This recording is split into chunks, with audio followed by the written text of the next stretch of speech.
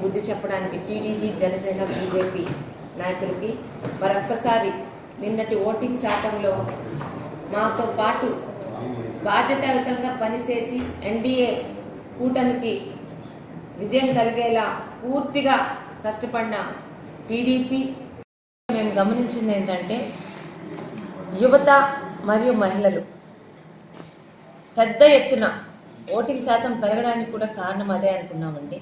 పెద్ద ఎత్తున మేము అనుకున్నట్లే టీడీపీ జనసేన బీజేపీ కూటమికి అండగా నిల్చున్నారు. ఒక సమర్థవంతమైన నాయకత్వం,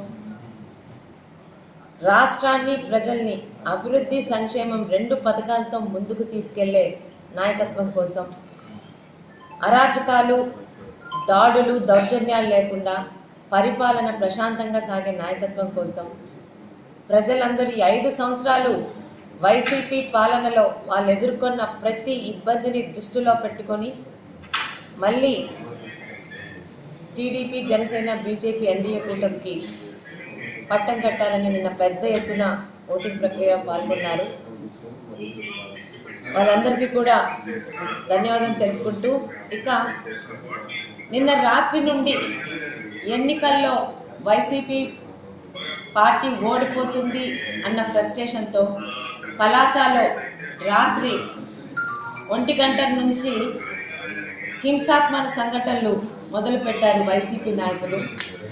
చిన్నబడంలో కానీ ముఖ్యంగా అమలకుడియాలో ఒక 76 సంవత్సరాల వృద్ధుడి మీద టీడీపీ పార్టీ గెలుస్తుంది అన్నందుకు ఆయన మీద ఘోరంగా దాడి చేసి దాదాపు 23 గుట్లు పడేంతగా ఆయన ఇబ్బంది పెట్టారు. అలాగే హరిపురంలో పోలింగ్ ఏజెంట్గా పనిచేసిన మా నాయకుల మీద కూడా ఆయన ఉదయం షాప్కి వెళ్తుంటే ఆయన మీద దాడి చేశారు. ఇవన్నీ వాళ్ళల్లో కలుగుతున్న ఫ్రస్ట్రేషన్, అసహనానికి గుర్తు. టీడీపీ కుటుంబం సమాధానం చెప్పలేక కాదు, ఈ 5 సంవత్సరాలు ఎలా అయితే ప్రజాస్వామ్యంగా ముందుకు వెళ్ళామో జూన్ 4 వరకు కూడా ప్రజలకు ఇబ్బంది కలిగించకూడదు అని ప్రశాంతంగా ఉంటున్నాం. ఉదయం పెద్దలందరితో కలిసి వెళ్ళి డిఎస్పీ గారికి, సిఐ గారికి జరిగిన సంఘటనలు సాక్ష్యాలతో సహా చూపించి దయచేసి ప్రజల్ని ఇబ్బంది పెట్టకండి, ఎందుకంటే ఈ సంఘటనల ద్వారా మాకెలాగో ఇబ్బంది దౌర్జన్యాలు చేస్తూనే ఉన్నారు, చుట్టుపక్కల ఉన్న ప్రజలు కూడా భయభ్రాంతులు చేస్తున్నారు. ఏమొస్తుందండి? 5 సంవత్సరాలు 2014 నుంచి 19 వరకు టీడీపీ వాళ్ళు గౌరవంతో హుందాగా ఉన్నాం కాబట్టి ఓటమిలో కూడా ఈరోజు ఒక్క నాయకుడు కూడా పార్టీని వదులుకున్న అదే గౌరవం హుందాతనంతో పలాసలోనే ఉన్నాం. ఈ 5 సంవత్సరాలు మీరు చేసిన అరాచకాలు దౌర్జన్యాలు భూ కబ్జాలు రౌడీ మూకలతో దాడుల వల్లే ఈరోజు రాష్ట్రంలోని పలాసలోని వైసీపీ నాయకత్వానికి ఓటమి దిశగా ముందుకు వెళ్తున్నారు. రియాలిటీ తెరుచుకొని మర్యాదగా ఉంటే రేపు ఉదయం హుందాగా ఉండగలరు. అంతేగాని దాడులు చేస్తే అదే రీతిలో సమాధానం చెప్పబోతున్నాం భవిష్యత్తులో.